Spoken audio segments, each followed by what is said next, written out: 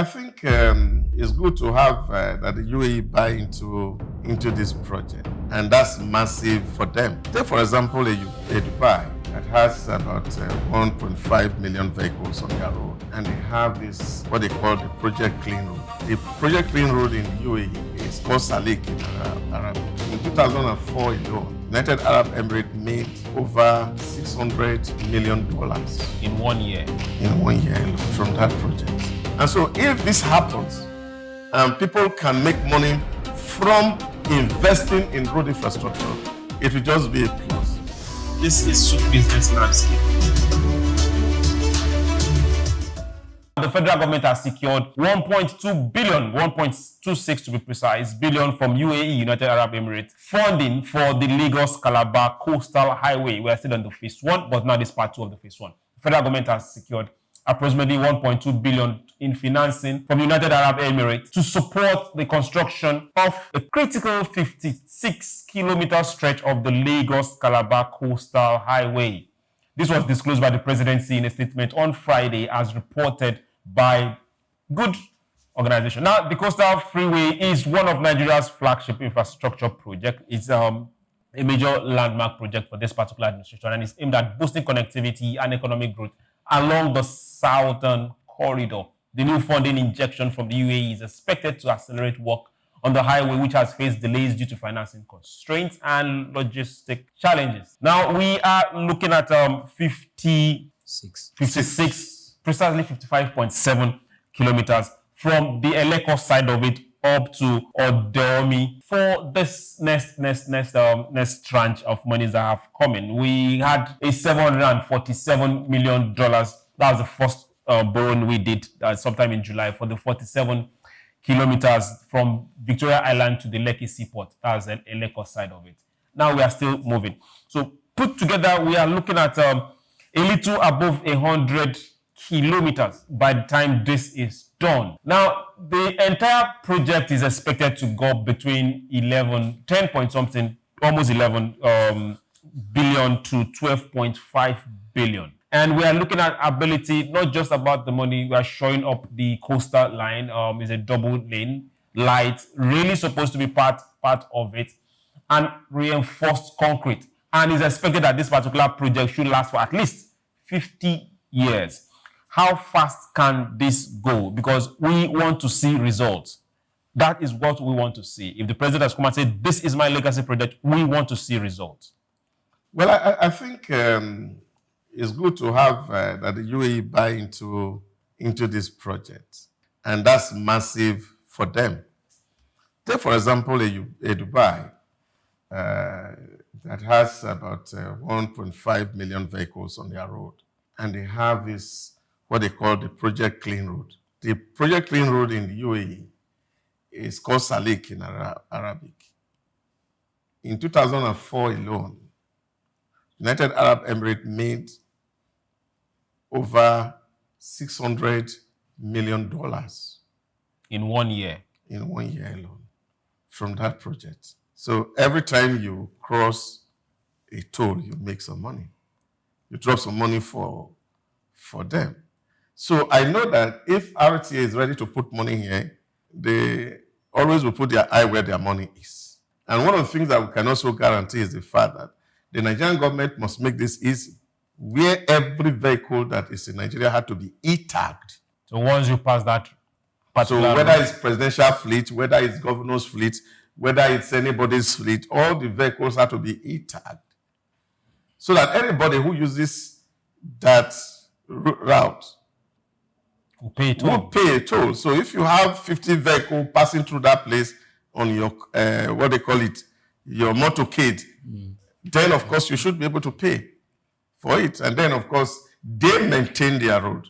I remember one of the tricks that they were using in the UAE those days is the fact that they announce on the radio and tell you that if you find a pothole on their road, you come and take some 100 dirhams. You know what that means? People are looking for pothole on those roads. Yeah. And you can never find it. And when the road is cracking, you call them in the night and tell them, and they tell you, oh, we saw a crack. And they say, okay, come to the office. Thank you for spotting that. And before you wake up the next morning, they've gone to patch it.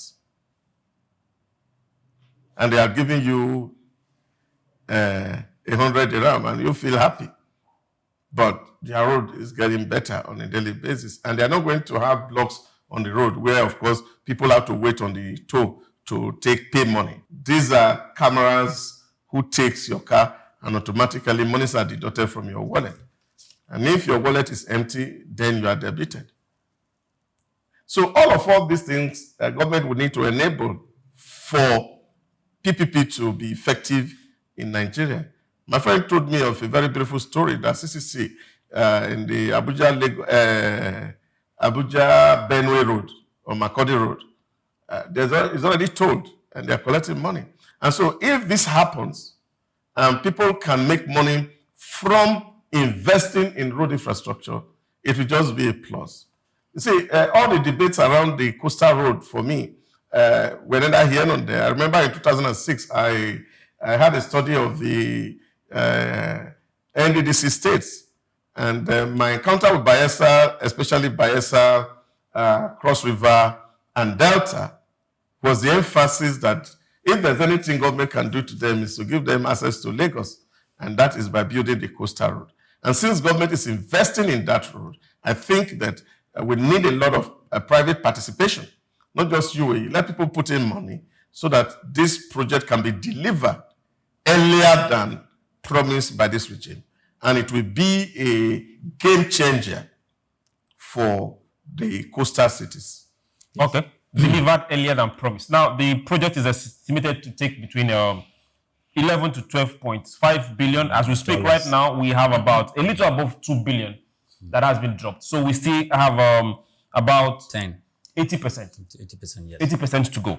Now, we are looking at this particular state, Lagos State, Ondo State, Ogun State. Now get to Edo, we now get to, before we get to Port Harcourt, we now get to River State, before we get to Calabar. So all this stretch, and a lot of all these places, we're looking at ability to open up. Now, the value of lands across this place already, I've appreciated. Yes, it is. That we know already. I went through the coastal road last week. I did not know some developments have started already on that road. Lagos is building massively on that road. What should other states start emulating?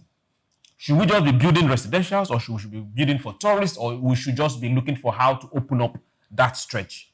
Okay, so Mr. Chooks, if you look at it, the road is going to have, it's going to promote tourism, it's going to have industrial clusters, it's going to have hotels, factories, housing estates, and several other facilities. But these are coming from private initiatives. Yes, of course, they are coming from private initiatives, because whenever the government lays a very, very critical infrastructure, these are the things it gives birth to.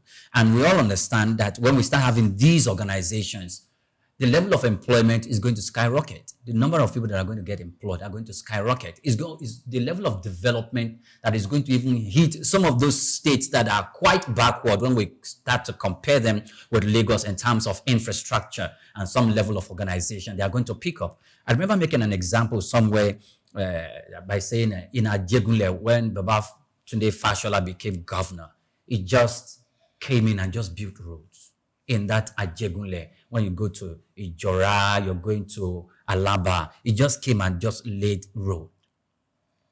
Houses that people used to sell those days for 7 million naira, 14 million naira, the prices jumped up 4 or 5 times just because the road is there. The banks that were, somewhat hesitant of coming into that place, they came.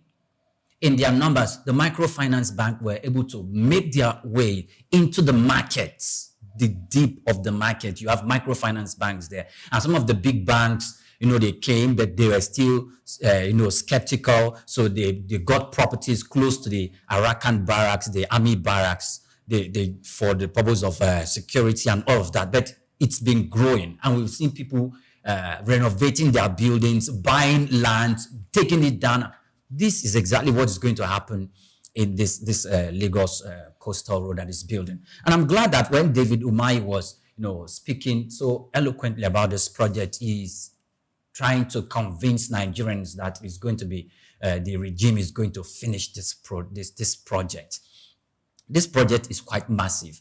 And for my thoughts, what I started to think about this project is the fact that, there was a description that was given about there are 4 carriageways on 2 lanes, and in the middle of the road you have a train track running through it. Chooks. From what I saw, not all sides of the road has that right now. Yes, not all sides, but this is in the master plan, where you see the rail track running in between those that road. And let's begin to talk about some of the activities or some of the goods that we need to ferry down from these areas one to the other without using the heavy trailers and some of these goods that we specifically meant for the trains to run through. Let's begin to look at that and the economic value and the time speed that this specific way of transportation is going to take care of. Okay. These are okay. We're finished. Yeah, so these are laudable initiatives that that this project, the ripple effect of this project is going to have on these regions. So the thing is, the Delta State, the Edo State, and all other states that we are talking about, they should begin to take the initiative and to look how they are going to prepare themselves to tap into the economic benefit that is coming from it. They should come to Lagos and look at, yes, it's true. Because when we start talking about project and development, I see those parts, or every other part of Nigeria, I see them trying to catch up with Lagos. Okay. So I don't think why they're trying to catch up with necessarily catching up with Lagos. What happened is that just look at every other roads that are being constructed. Take, for example, the Benin Ore Road. Ore is a business hub. Yes. They didn't need to look out for Lagos to create Ore as a hub. All the people who are doing pineapple farm, plantain farm around those neighborhoods, they bring it out to the road. You see. Now, if you're coming from the Benin end, you will see that the people in Edo are targeting around before Ofosu. They're targeting people who are coming to Lagos with their palm oil, gari and yam along the road. So what that means is that once you create that access, the business will form itself. So that's why everywhere in the world, what government focus on is laying this basic infrastructure. Because once infrastructure are there, a lot of development will shift to where the infrastructure. You will be shocked that if that road is finished, a lot of people will empty Lagos because they will go to that side of the water to go and do farm, to go and start small thing that they can get access to. So what is giving a lot of problem that people don't want to go to farm, you see, is basically logistics. People are thinking, if I have farm produce, how do I take it from farm to the market? Now, this is cutting into the middle of forest in some places. So it gives access for a lot of people who can do agricultural activity in that place. And if that's what they are trading, it's huge enough. And Lagos will be going there to take. People who are coming from here, of course, it becomes very busy. And once those kind of trading are happening there, people start to buy land along the road and they are building their houses. So people will start to build small hotels in case there are breakdown of vehicle on the road where they can sleep. All these things are problems and they will be needing solution, and people will provide the solution once that access is created. But I think that government can be a lot more transparent in terms of communication. I listened to David Mahi about a week or two ago when he said that a whole lot of people are interested in investing. Can Nigerians open up that door and allow multiple people to invest so that we don't need 8 years to finish that road? Okay. Why we're not needing 8 years to finish road? Yes, I want to say something very, very specific. The popular highway here. Which one? The one, I'm trying to remember the name of the road, but I remember it as the NSAS, where the NSAS protested. Yes. It is losing its face. And we all know the reason for that. Because after that protest, there's this agitation for tolling not to take place on that road anymore. And it is losing its face because the money that was supposed to be realized for the maintenance of that road seemed not to be forthcoming. Now, doctors spoke extensively about the e-tag and the tolling system that needs to be on that specific road and how it should be electronic driven. Because if it is not there, it's going to, you build the road and come another 10, 20 years, it begins to lose its face. So the government must begin to put these things into consideration. And I remember vividly when former governor of Rivers State, who became the Minister of Transportation, while he was the Minister of Transportation. Yes, and when the bandits, is it the first time, was it the bandits that, tampered with the rail track? Is it from Abuja Kaduna rail track and kidnapped a number of people? We remember he came out then and to say that, look, when during the construction of that, he made it, he wanted to put it, he put it in the budget that cameras should be there. But in the course of it, that intention was defeated. So we need to also put this sort of infrastructure in place on these roads, because when they are e-tagged, we must also put at strategic areas security. Most especially the rail will be running in between the roads. And so we don't have some unscrupulous element who will come and tamper with it, and the devastation will not be nice. So we must begin to look at that. But I think we should not be excusing all these people. How can they say, as Minister of Transportation, that he built road and he put something on the project and then it was removed? Who removed it?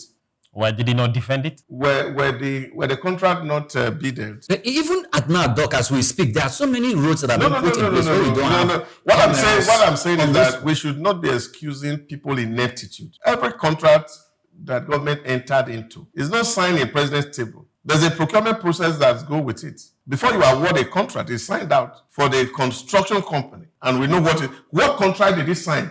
Okay. You see, people coming out in the public to come and say face, I don't like those kind of argument. You see, if you're designing a road project or a rail project, you're not the one building it. If it's design, build, and operate, people put this in. But I think the bigger problem that the Lagos, Ikoyi bypass had was the fact that the designer, it's not in this day and age that people are still putting gates on roads. Not this time and age. We should use e-tag. The reason why they cannot use that road, because eventually it was gated, and the people are waiting that anybody who stays on that gate will be killed. If it's an e-tag, you can't stop it. People fix it. You don't even know whether there is a toll there or not. People drive past and automatically their wallets are charged. So technology should be deployed in solving our problem. That's exactly where I'm going to. Yeah, but what I'm saying is that he is just trying to defend himself. So he should have factored that into his design. If he had factored it into his design and that road was commissioned and the contractor did not fulfill the terms of the contract, he has the responsibility to take them to court or ask them to refund the money. Okay. Why did he commission it when, of course, who will remove it? Does anybody has power to remove anything from a contract that is awarded? So what I'm saying is that that's the excusing ineptitude, because you brought it as if he meant well on the minister's part. The part. He didn't mean any well. So if he meant well, he would have enforced it.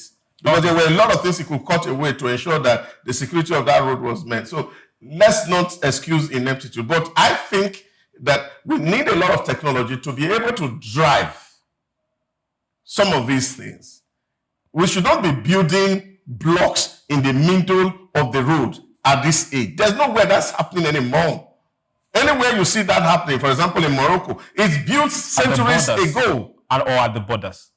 So we should be able to dismantle that. Now, people are even having at airports where you have automatic electronic gating.